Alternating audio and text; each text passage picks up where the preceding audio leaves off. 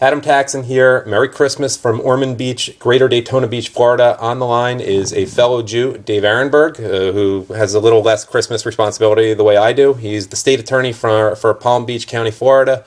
That's basically the equivalent of Attorney General, but the political part isn't important. The Florida part is, because I love talking about the Miami Dolphins with him, and they're a team that has a decent shot at the postseason that really no one ever talks about other than the locker room stuff this year, and no one ever talks about the Dolphins in general because they haven't been anything better than mediocre for like 2 decades. Dave, fill in those of us who never have watched the Dolphins on TV because they're rarely featured about the season they've had, including the controversy. The Dolphins started off 3-0. They were the hot team in football, and then they hit a real rough patch and went through a losing streak and had been mediocre and now turned it on for the end, had their worst game of the year against Buffalo. They have a up-and-coming quarterback in Ryan Tannehill, who was the forgotten man in that amazing quarterback class of 2 years ago when you have Andrew Luck and RG3 and Russell Wilson. And Nick Foles. Ryan Tannehill and Nick Foles. Remember who you're talking about. Tannehill was 3rd in that class overall and has never gotten the attention. What Ryan Tannehill has to deal with is an offensive line that is porous. It was porous before the Jonathan Martin, Richie Incognito fiasco, and after that it hasn't gotten any better for obvious reasons. So Ryan Tannehill has been sacked more times than any other quarterback in football. He has set a record. The Dolphins set a record this year for the most sacks in a season, and it's hard to throw touchdown passes when you're lying flat on your back. So that's the Dolphins in a nutshell. They've got some talent on their team, but their offensive line is a mess, and that's why even if they make the playoffs, I don't expect them to have a long run. Well, and there's no real dominant AFC team the way Seattle or maybe even Carolina are in the NFC. I mean, you don't think they could compete with a Denver, Cincinnati, New England, for heaven's sake? Doesn't have that much talent. They beat New England recently, or Indianapolis. I mean, you don't think they could get through that if need be? Anything can happen. I don't have faith, though, that a team that got shut out against Buffalo, lost both games against Buffalo this year, and can go into Denver and beat Manning and the Broncos. That's true. Or go to New England in the playoffs when Tom Brady is at his best. I don't think so. But I do think there's a very decent shot they will make the playoffs. After all, the odds are with them. All they have to do is beat the Jets, which they crushed the Jets earlier in the season, and the Jets are the most hated rival, so they will not be looking beyond this game, obviously. And they have to have either one of these two things has to happen. Baltimore has to lose, and they're favored to lose this weekend and against Cincinnati, or San Diego has to beat Kansas City. And I believe San Diego is also favored. So one of those two things has to happen, plus the Dolphins win, and the Dolphins will be in the playoffs. I think it's probably going to happen. Yeah, and they could win in Indianapolis or Cincinnati, I think, especially Indianapolis, who is just a strange team. They beat them both already. Oh, right. Someone had a question. I did post this on my Facebook page, and Russell Herman, who is, I guess, one of my followers, had this question. Aren't Jonathan Martin's parents attorneys from Ivy League schools, too? What are his thoughts on that situation, and do you think it's just a stunt to get him paid and out of football, since, my opinion, he's just too soft for the NFL? I agree that he's soft, and it was well known that he was soft. Coming out of college, that was the scouting report on him. Jeff Ireland, the general manager, drafted him anyways with a second-round draft pick, despite the fact everyone knew he was soft, and that's why they told Richie Incognito, who's a real tough guy on the team, to toughen him up. The coaches did, and look what happened. I do not believe in the conspiracy theory, though, that this is all about a financial settlement so that he can quit football. No, you don't want to quit football on these terms. No one wants to quit on these terms. Jonathan Martin believes he can play again. Maybe there'll be a team to take a chance on him. I think it's a lot more likely that Richie Incognito will be in demand next year than Jonathan Martin will be. So it is not a conspiracy that I think that he does want to play again. As far as his family being Ivy League lawyers, well, yeah, his family are all Harvard grads. He's like the only one who decided to eschew Harvard for Stanford. Yeah. Big mistake, as you know, Adam. Hey, they both had about similar records over the last few years. Harvard probably even has a better football record, despite Stanford being pretty good. Harvard's a pretty solid squad, and Ryan Fitzpatrick looked pretty good last week. Let me ask you one other thing, though, about that. Play devil's advocate. A Dolphins fan I was talking to earlier today was over at his house. He had some strong feelings that there is a problem with the NFL culture, and I happen to believe this would not happen in the Seattle or New England locker room, and that Incognito can be a great guy, but he's kind of, there's something wrong about making NFL players who are rookies have to pay for so much, like in strip clubs and going out, when they don't make as much and they have shorter careers. And I know he was a first or second round pick, but, he's probably like, no, bro, I'm not doing that. And I think that's where a lot of the problems lie. And I can understand that. It's not baseball. You're not going to make as much money. And also, the whole strip clubs culture, and him calling Martin the N-word. And while he might not be offended by that, my view is none of the Eagles players really were bothered because Riley Cooper performs on the field. But it's just sort of a crude culture that probably did not appeal to Jonathan Martin. And I'll bet it is worse there than in New England with Brady and Belichick, for example. Yeah. New England and other teams have real senior leadership, veteran leadership. The Dolphins had veteran leadership, and they were pretty much all released after this last season or traded. Reggie Bush, Jake Long, Carlos Dansby, Kevin Burnett. These are players who were on the Players' Council, the representatives between the players and the coaches, and they were all gone. And so what you had left was a vacuum. And who replaced a leader like Jake Long on the council? Well, you got it, Richie Incognito. Richie Incognito, who has had a checkered past, and although he has done better with the Dolphins as far as avoiding 15-yard penalties and avoiding scandal, except for one unfortunate incident at a golf tournament when he sexually harassed a volunteer. He has been on good behavior, but there's another thing. It's one thing to be on good behavior relative to your past. It's another thing to be on the council, the representatives, and that's what happened. If this were New England, they would have that veteran leadership in place to step in and say, no, you're not going to do this. And so it was that vacuum, and that's what happened here. And as far as the paying of money for, I didn't hear about the strip club, but it was the trip to Vegas. The Vegas trip, I think, from what I heard and read afterwards, was not what you thought it was. When he was complaining that he was being forced to pay for Vegas, it's a post-season trip that all of the offensive linemen put in for, and it does cost like $15,000. And he agreed along with everyone on the line who paid for it.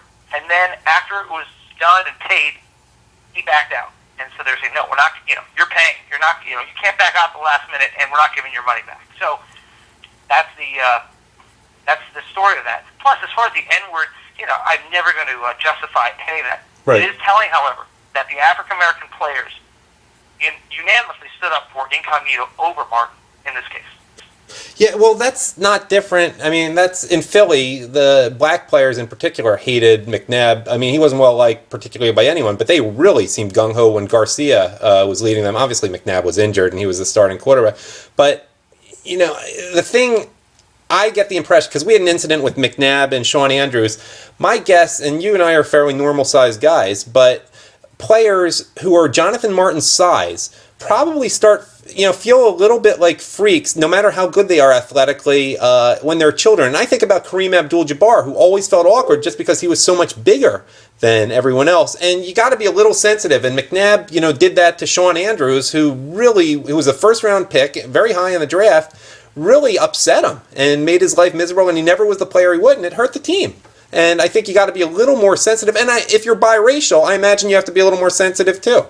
And the fact he went to Stanford and was really a scholar athlete, and I don't think football was always his dream in life. And it's something that I've seen articles written that this is a cultural thing, but part of it though is that the players just liked Incognito more. I mean, some of the things that Martin was shown to have done, he saved the voicemails and the texts that were that back and forth and saved it and then released it to the press and to the NFL later on. And that's something that really shook a lot of players on the team. Like, man, you were keeping all of our private communications. And, for a guy who is seen as not part of the group and soft on the field, just compounding it. I tell you this, if he were a better player on the field, he would have been accepted more easily by the team. But he wasn't great on the field. He didn't perform well. He wasn't great in the locker room. And he will never play for the Dolphins again. Neither will Incognito.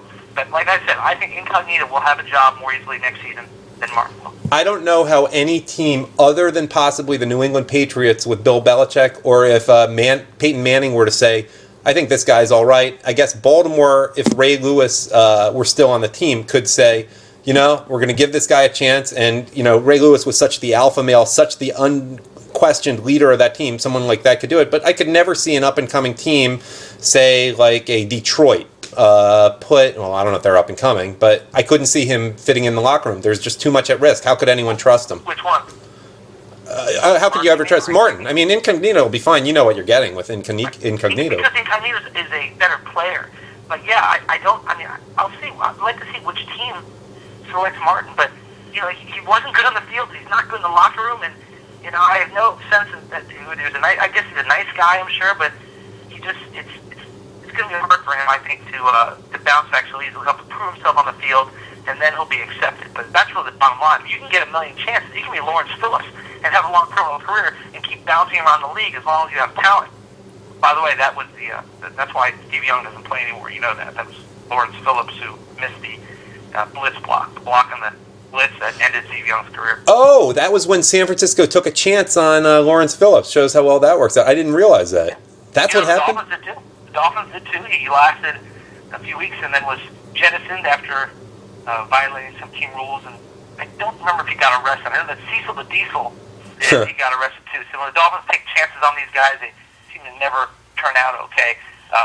When the Patriots do, they seem to be able to turn some of these guys around. Yeah, it didn't work for. It wasn't turning around Tebow. It was just taking a chance with his talent or lack thereof. And I know I'm talking to a guy in Florida. So that guy had a lot of character. He just couldn't play. Just not much.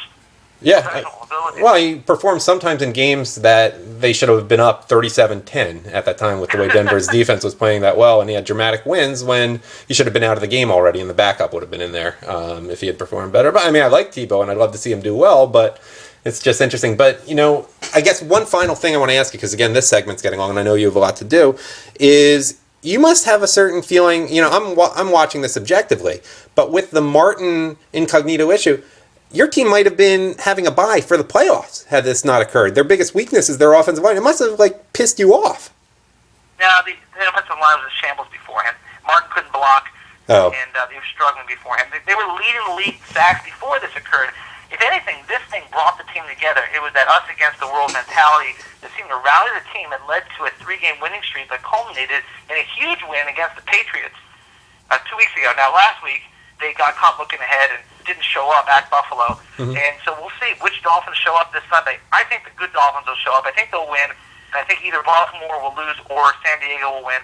And I tell you this, if the Dolphins don't win, don't beat the Jets, their most hated rival this Sunday at home, they don't deserve to be in the playoffs. And they should reconsider some of the members of the staff, whether a general manager or coaches. They should take a long look at a team that was supposed to perform well this season after over $250 million in contract that they added. If they finish 8-8 this year, that's a disaster. That is a disappointment, and that should not be tolerated. Final question. I know as an Eagles fan, I'm thrilled at the possibility that the road to the Super Bowl might not go through either Seattle or New Orleans, which would be terrible places to play on the road. They're probably the two biggest home field advantages in football. It could be Carolina and San Francisco at this point. What would be your ideal road to the playoffs if Miami gets in as the number 6 seed? Who do you want to play? The only team that I think the Dolphins really would be scared to play, I think, would be on the road, Mile High, against Peyton Manning. I think just for a quarterback that can shred our defense that is, the secondary has been weak this season, I think that the thin air and the cold would not be great for the Miami Dolphins. I think any other team, though, would not concern Miami. I mean, we've beaten New England already this year. Baltimore, the Dolphins played to a photo finish this year. And you won't play them in the playoffs. You won't play Baltimore in the playoffs. You're either in or they will. That's right. It's either going to be us or, that's right. But the Dolphins have beaten Cincinnati this year. They've beaten Indianapolis. They're going to, I think Denver is the team that they would be most worried about. Other than that, they can play with anyone. I just don't think they will step it up on the road when you really have to dig deep, and your offensive line has to give your quarterback some protection, and they have not proven they can do that, and that's why even if they make the playoffs, I think it'll be a quick exit. All right. And it won't be just a happy to be there situation like Minnesota last year, I guess, or Philadelphia this year. I think they'll be lucky to make the playoffs. They will see it as a victory. The owner, the general manager will crow because it is a step in the right direction, and I'll be okay with that because it does show progress. But that means that expectations the following year is going to be let's win a playoff game or two and maybe have a chance at the Super Bowl. So Time is running out because we've been very patient. When was the last time you saw a good Dolphin team since Dan Marino retired? I can tell you, one season when Chad Pennington was at the helm, when the Dolphins made the playoffs after a 1-15 season the year before, and that lasted one season, one and done in the playoffs, losing to Baltimore, and that was it. By the way, back to the playoffs. You're being generous calling those teams good during the second half of Marino's career. Those teams weren't good. Marino was good, but the Dolphins weren't that good. They routinely made the playoffs. We haven't sniffed the playoffs except for that 1 year, and that was because Bill Parcells had a gift that the Jets dumped Chad Pennington into our lap, and until Chad Pennington's arm blew out the next season, the Dolphins were looking good. All right, Dave. That's the best quarterback we've had since Marino, Chad Pennington. Ryan Tannehill would be the next one. Yeah, well, he's looking good in a year full of good quarterbacks. Who would have said RG3 might be the fifth best quarterback at this point out of that draft? Isn't that ironic? When last year was going on, it looked like RG3 was the best of the lot. He's been injured. I got to tell you, what a turnaround. When I saw Nick Foles play after Michael Vick's injury, when I first saw him play, I was like, dude, this guy is AAA material. Little mixed metaphor in baseball there. He just doesn't have it, and he has proven me wrong over and over again. He is good. Yeah, he's pretty good. The Dallas game was an exception. That was just terrible. And the Minnesota game, he wasn't horrible in, but not great at all. But we'll see. All right, Dave, I may want to check in with you if you have the time if Miami wins on the same subject because you're really informative and fun to listen to. And I will talk to you later. Thanks, Adam. Happy holidays to you and your listeners.